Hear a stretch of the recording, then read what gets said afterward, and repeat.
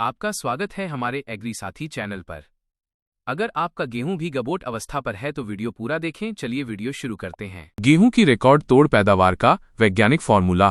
क्या आप भी अपनी गेहूं की फसल से इस बार पिछले साल के मुकाबले दोगुनी पैदावार लेना चाहते हैं, और वो भी बिना किसी भारी खर्च के? अक्सर देखा गया है कि किसान भाई दिन रात मेहनत तो बहुत करते हैं, सबसे महंगे बीज लाते हैं, खाद और पानी भी समय पर देते हैं, लेकिन फिर भी जब फसल कटाई का समय आता है तो पैदावार उतनी नहीं निकलती जितनी उन्होंने उम्मीद की थी। इसका सबसे बड़ा और मुख्य कारण है सही समय पर सही पोषक तत्वों का चुनाव न कर पाना और पौधे की शारीरिक जरूरतों को न समझ पाना।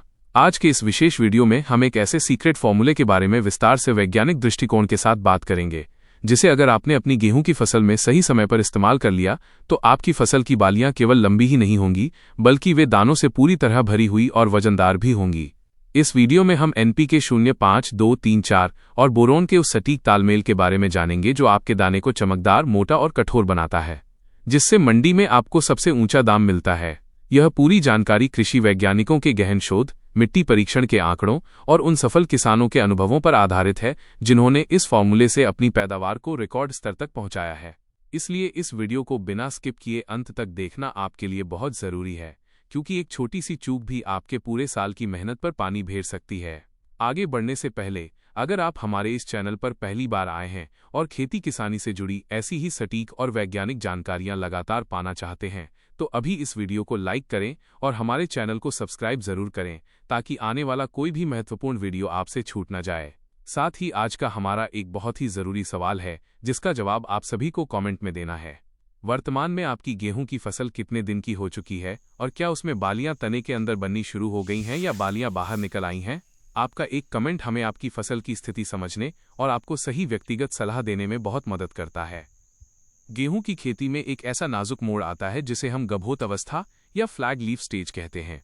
यह वह समय है जब गेहूं का पौधा अपनी शाकीय वृद्धि को रोककर प्रजनन अवस्था में प्रवेश करता है।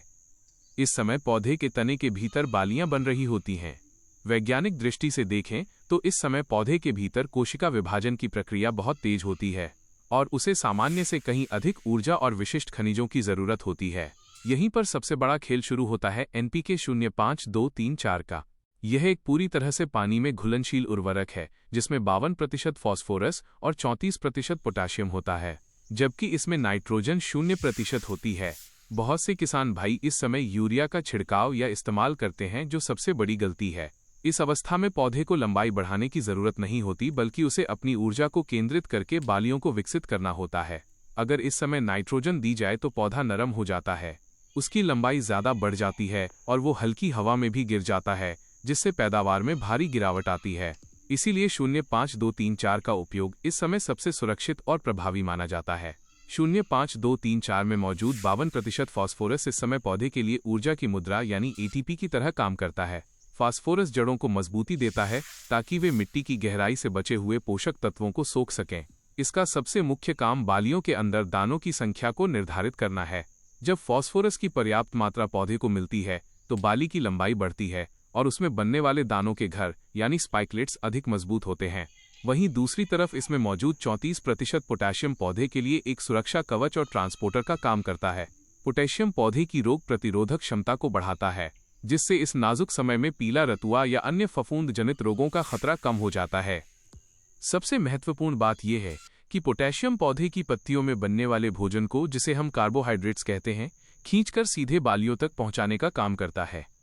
यह स्टोमेटा के खुलने और बंद होने को नियंत्रित करता है, जिससे पौधे के अंदर पानी का संतुलन बना रहता है और वो फरवरी-मार्च में चलने वाली अचानक गर्म हवाओं यानी लू के थप्पड़ों को सहने की शक्ति रखता है। लेकिन कहानी यहाँ खत्म नहीं होती। NPK 0, 5, 2, 3, 4 के साथ जब हम बोरोन को मिलाते हैं तभी वो जादू शुरू होता है जिसे हम रिकॉर्ड तोड़ पैदावार कहते हैं। बोरोन एक सूक्ष्म पोषक तत्व है, लेकिन गेहूं की फसल के लिए इसका महत्व सोने जैसा है। बोरोन का मुख्य कार्य परागण यानी पॉलिनेशन की प्रक्रिया को सफल बनाना है। जब गेहूं में बालियां निकलती हैं तो उनमें फूल आते हैं और पराग कणों का मिलन होता है। अगर मिट्टी में या पौधे में बोरोन की कमी है तो पराग नलिका यानी पॉलन ट्यूब सही से नहीं बन पाती, जिससे निषेचन अधूरा रह जाता है।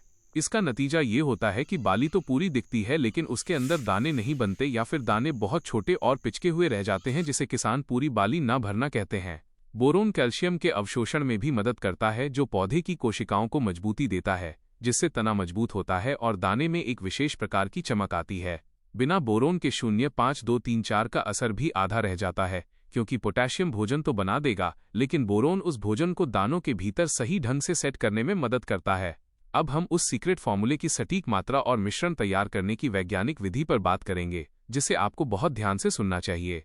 1 एकड़ गेहूं की फसल के लिए आपको 1 किलोग्राम NPK 0.5-2-3-4 लेना है और इसके साथ 100 ग्राम बोरोन लेना है।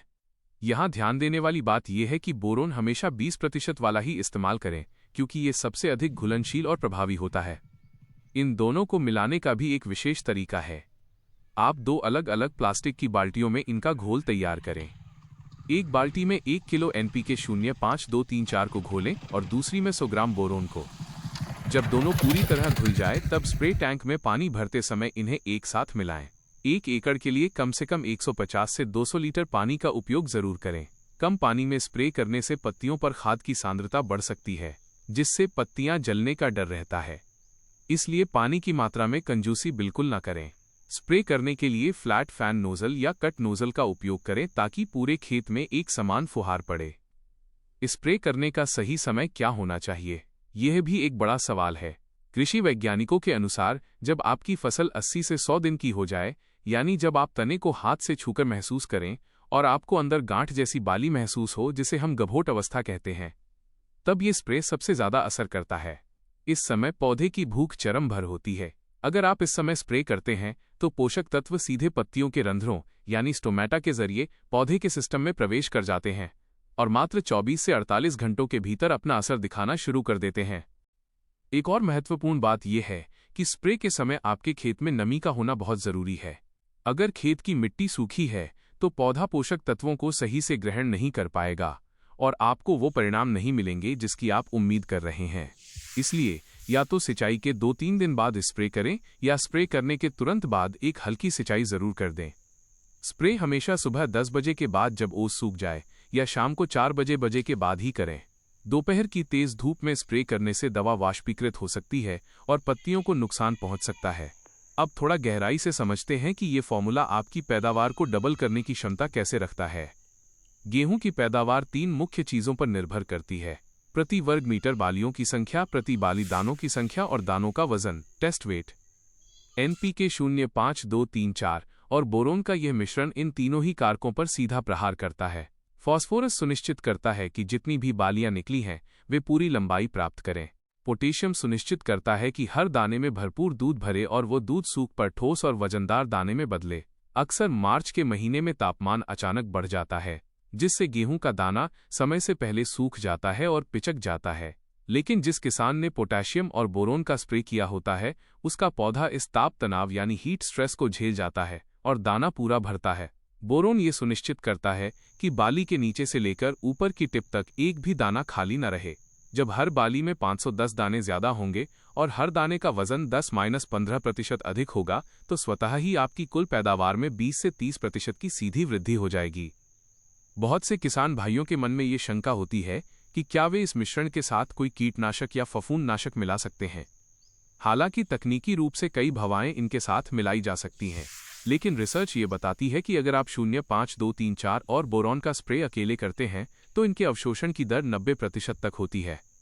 अगर आप इसमें बहुत सारी चीजें मिला देते हैं तो घोल का pH बिगड़ सकता है, जिससे पोषक तत्वों की उपलब्धता कम हो जाती है। यदि आपकी फसल में इल्ली या चेपा का प्रकोप है तो ही कीटनाशक मिलाएं, अन्यथा केवल इन दोनों का घोल ही पर्याप्त है।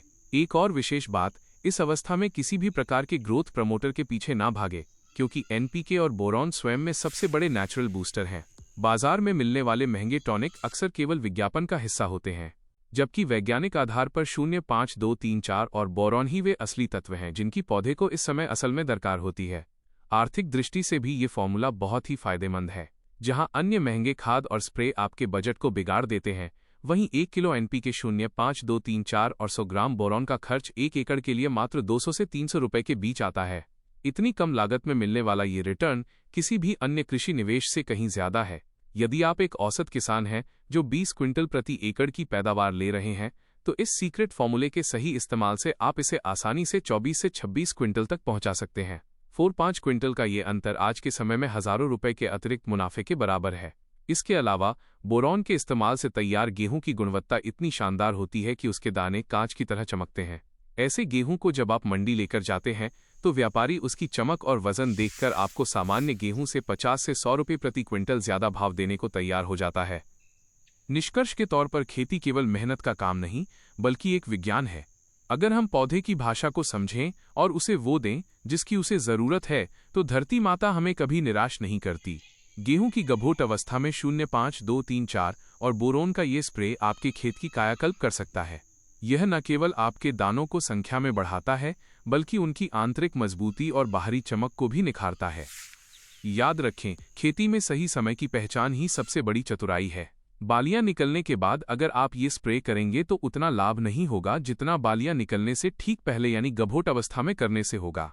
इसलिए अपने खेत का नियमित निरीक्षण करें और जैसे ही आपको लगे कि आपकी फसल अब गभोट में आ गई है, बिना देरी किए इस फॉर्मूले को अपनाएं। हमें पूरा विश्वास है कि अगर आप इन वैज्ञानिक बारीकियों का पालन करेंगे तो इस बार आपकी गेहूं की पैदावार न केवल आपके गांव में सबसे ज्यादा होगी बल्कि आपकी समृद्धि के नए द्वार भी खोलेगी। अपनी फसल का ध्यान रखें, वैज्ञानिक तरीके अपनाएं और अधिक मुनाफे की ओर कदम बढ़ाएं।